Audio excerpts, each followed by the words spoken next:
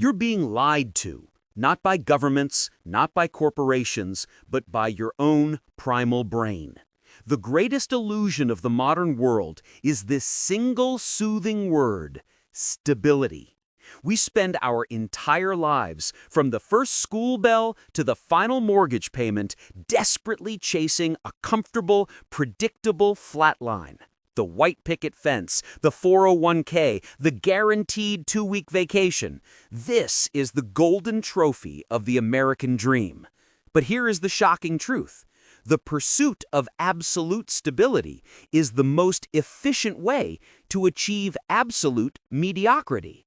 It's a gilded cage you pay a high price to lock yourself inside. It's time for a mandatory pause, dictated by the unwritten rules of the internet.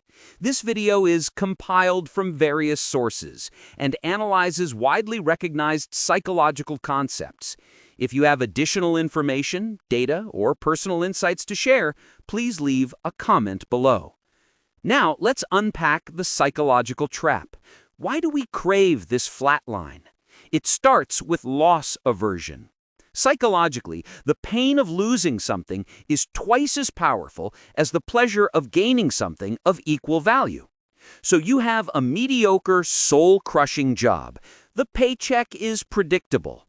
The thought of quitting, of facing the uncertainty of an open market, the risk of a new venture failing, is terrifying. Your ancient brain, which evolved to survive a sudden saber-toothed tiger attack, screams, "Hold on to that paycheck. It's meat." It doesn't care about your potential. It only cares about your survival. This is the status quo bias in action. We inherently prefer things to stay the same, even if the same is actively making us miserable. We are so busy protecting the 2 out of 10 life we already have that we actively ignore the chance to build a 9 out of 10 life. The ironic tragedy of the modern, stable path is that it is a breeding ground for hedonic adaptation.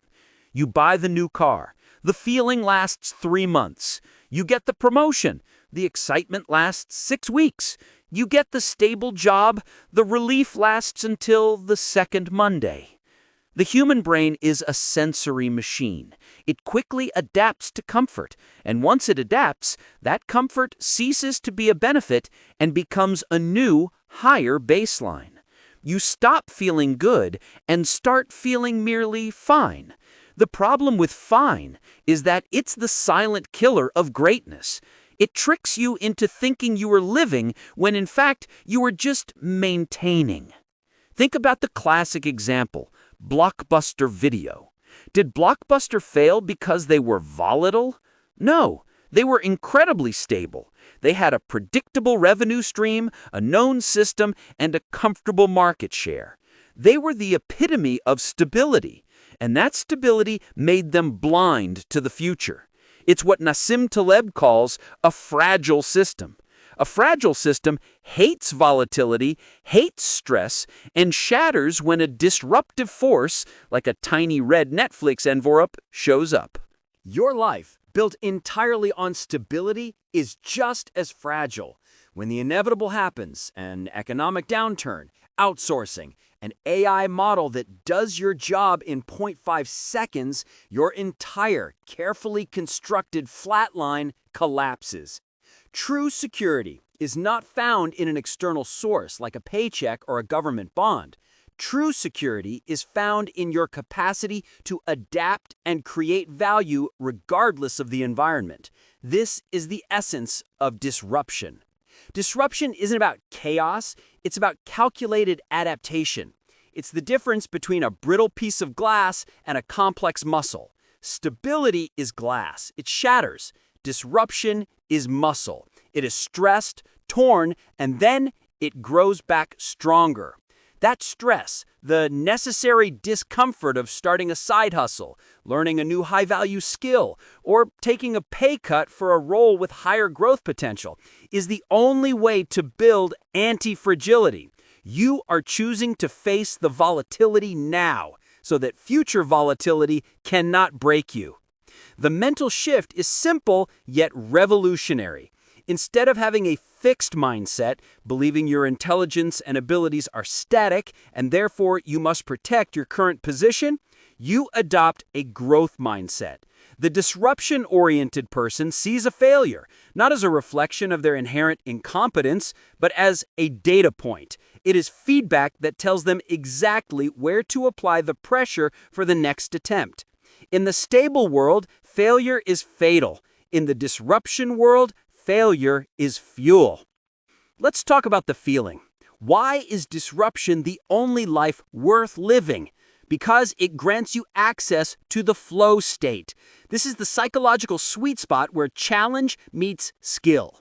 If the challenge is too high and your skill is too low, you feel anxiety. If your skill is too high and the challenge is too low, you feel boredom, which, let's be honest, is the permanent state of the ultra-stable life. The flow state exists in the middle, during the moments of productive strain, when you're launching that new product, learning to code, or navigating a difficult negotiation. This is when you feel most alive, most focused, and most human. Those moments of peak performance, of intense engagement, are the true currency of a life well lived.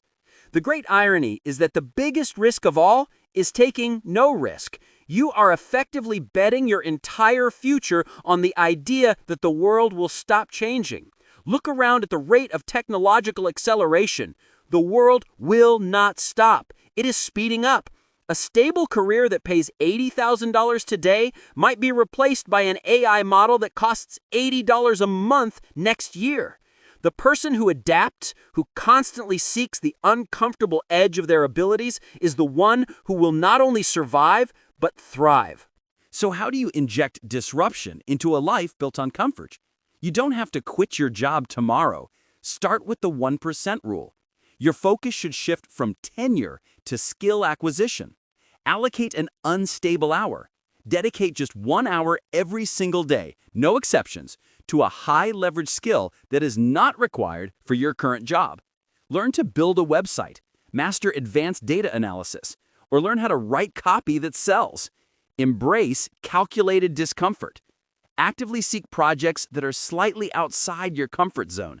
If you hate public speaking, volunteer to lead the next team meeting.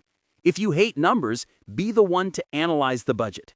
When you feel that knot of anxiety in your stomach, you know you are growing. Manufacture accountability. The stable life is easy to procrastinate in. Commit to a public, external goal. Start that YouTube channel. Announce your side project launch date. The fear of public failure will be the fire you need to force the growth. Ultimately, stability is a false god. It promises safety, but delivers stagnation. Disruption promises uncertainty, but delivers true anti-fragility, the ability to not only withstand shock, but to improve because of it. It offers a life defined by meaningful milestones, the projects you launched, the skills you mastered, the times you were scared, but did it anyway, rather than a life defined by how long you waited for a corporate clock to tick down to retirement. Don't settle for the life that is merely fine. Demand the life that is dangerously vibrant. The time you have is a finite resource. Are you spending it trying to maintain the status quo, or are you investing it in the version of yourself that is unbreakable? The question you must answer is not, how can I be safe, but rather, what is the greatest version of myself that I am currently sacrificing for a feeling of security? Let me know what you think. Are you stuck in the stability trap, or are you actively seeking disruption? Share your thoughts and biggest career risks below.